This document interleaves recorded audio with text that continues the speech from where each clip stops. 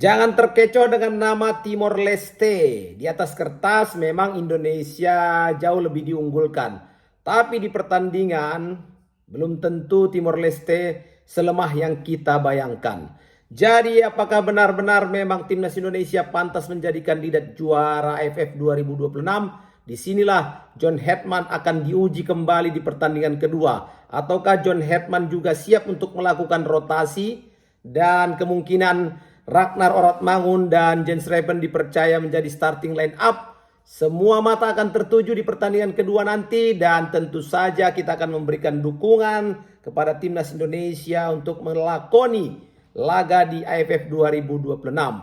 Satu kesalahan saja bisa mengubah segalanya. Kita bahas lebih lengkap sobatku, tapi sebelumnya jangan lupa untuk like, share, subscribe dan berikan komentar terbaik kalian di video Papa Tola Football. Sobat-sobat Papa Tola, ini adalah preview match laga antara Indonesia menghadapi tuan rumah Timor Leste yang akan berlangsung pada hari Jumat tanggal 31 Juli 2026, kick off pukul 17.00 waktu Indonesia Barat, berlangsung di Stadion Chonburi, Thailand. Sobat-sobat Papa Tola, kalau John Hetman ingin melakukan rotasi, disinilah saatnya. Inilah momen untuk John Hetman menguji banyak pemain-pemain yang dia bawa ke turnamen ini dan menjadi satu hal yang sangat penting bagi John Hetman adalah menjaga aura kemenangan setelah tampil bagus melawan Kamboja di pertandingan pertama. Jadi John Hetman dan seluruh pasukannya tidak boleh langsung berpuas diri ya, karena yang kita lawan kemarin baru Kamboja. Tapi rotasi juga perlu dan ini untuk menjaga kebugaran pemain. Karena kita tahu sendiri bagaimana padatnya jadwal di AFF ini. Nah, artinya menghadapi Timor Leste nanti kemungkinan akan banyak perubahan di starting line up. Kalau Papa Tola memprediksi bisa jadi mulai dari penjaga gawang pun akan dirotasi. Ya, mengistirahatkan Nadeo menjadi satu hal yang bijak juga dengan memasukkan Cahya Supriyadi.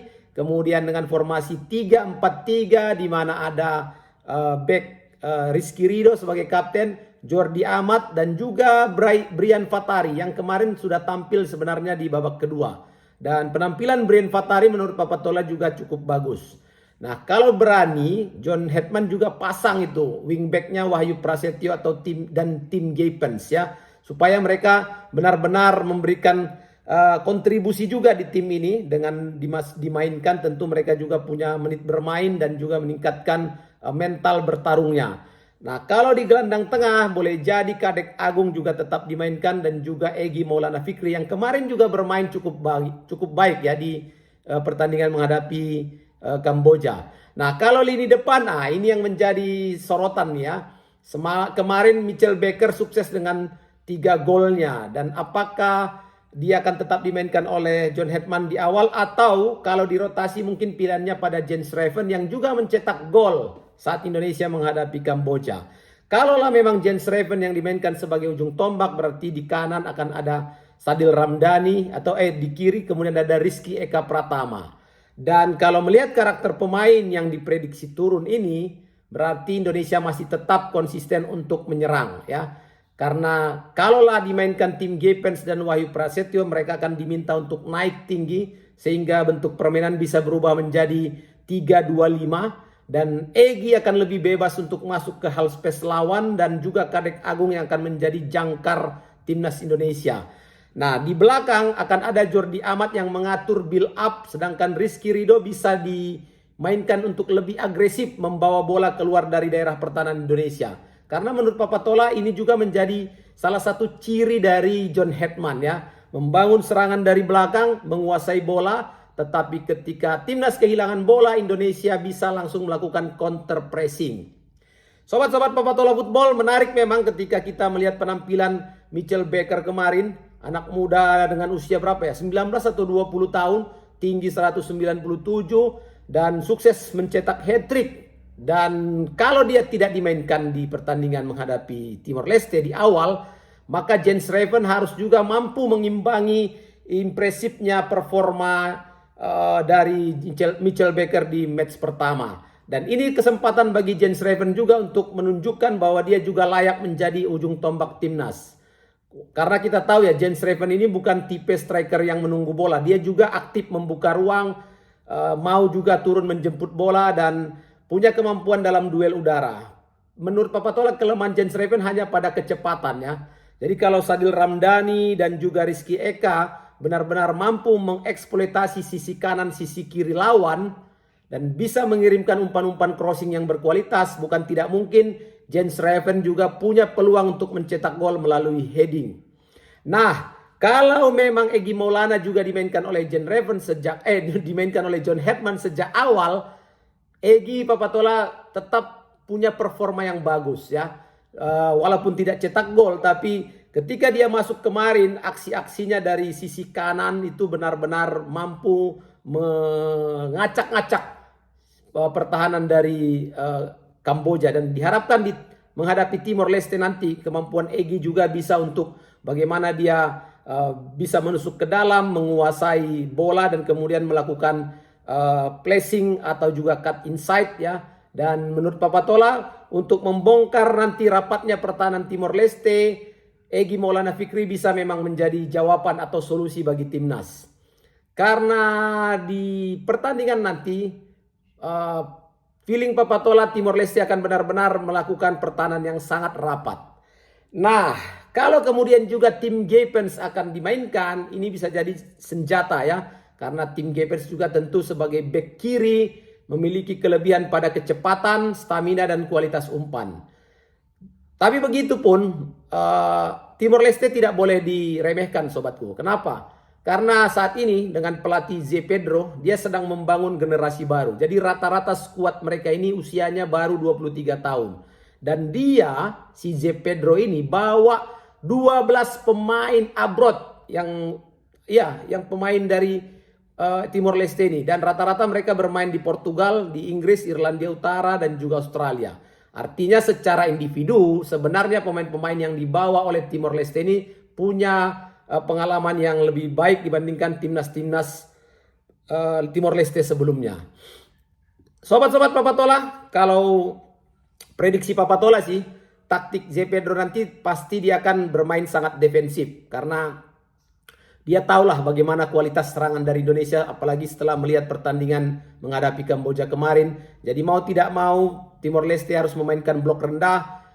Dan kalau perlu 5 pemain bertahan ya. 5 pemain bertahan dia lakukan di bawah. Dan kalau kehilangan bola Indonesia, dia bisa melakukan counter attack. Dan dominasi bola memang akan dipegang Indonesia paling tidak sampai dengan sekitar 65%. Dan di situ Timor Leste hanya akan menunggu satu kesalahan Garuda saja ya. Mereka sadar kalau bermain terbuka itu sangat resikonya sangat besar dan terlalu berbahaya bagi pertahanan Timor Leste.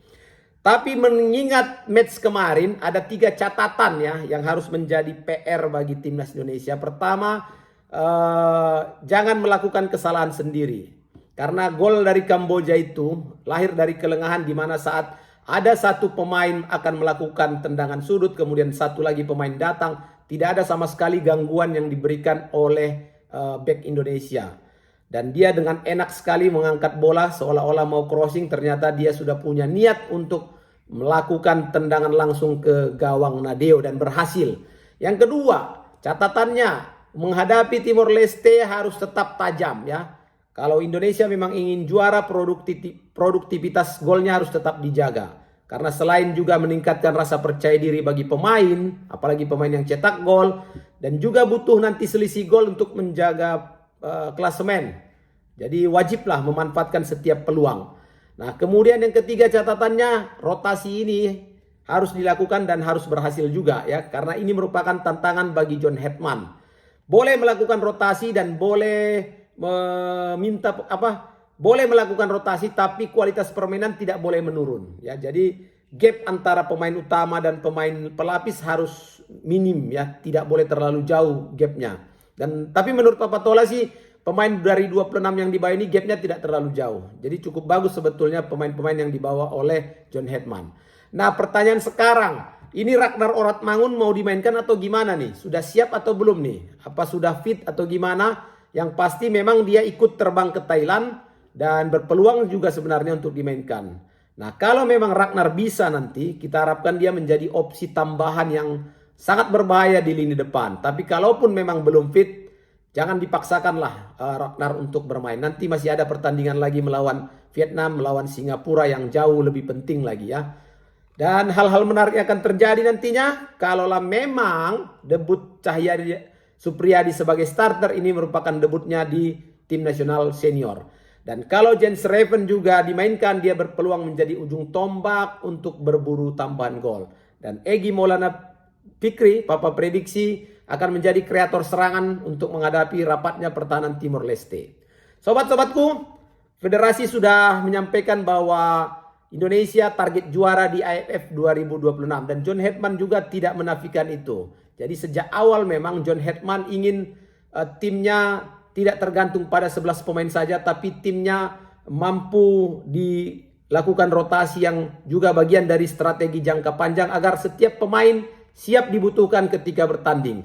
Karena mengingat ya padatnya jadwal pertandingan yang hanya berjarak 3 hari. Jadi di situ akan diuji juga bagaimana kebugaran pemain dan juga kesiapan. Tentu Indonesia kalau memang menang dengan permainan yang meyakinkan, dengan disiplin dalam bertahan, tentu ini akan membuat kita sebagai fans juga akan semakin semangat dalam mendukung tim nasional Indonesia.